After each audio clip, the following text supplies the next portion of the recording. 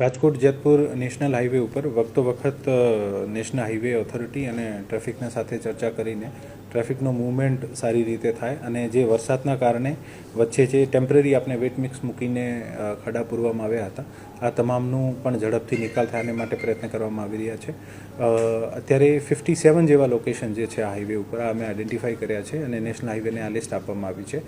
National highway આના ઉપર પાકું DBMથી કામ કરે છે જેથી હવે ફ્યુચરમાં વરસાદ થાય તો ખાડા નહીં પડે.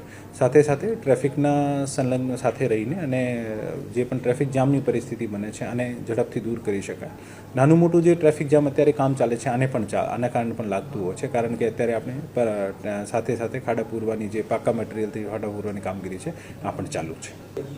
અત્યારે આ લોકોને જેટલા પણ ખાડા છે અને નેક્સ્ટ વિધિન વીક પૂરા કરવા માટે સૂચના આપવામાં આવી છે અને આ વીક સુધી જેટલા પણ ખાડા છે આના ઉપર આ તમામ જે વરસાદ નહીં આવે તો આ તમામ કામગીરી પૂર્ણ થાય. કામ જે છે આની હજુ પણ આનું 42% કામ પૂરું થયું છે. લગભગ 58% કામ બાકી છે અને આની સમયાંતરે મિટિંગ થતી હોય છે અને ખરેખર આને સૂચના આપવામાં આવી છે કે પૂરતા પ્રમાણમાં મેન મટીરિયલ અને મશીનરી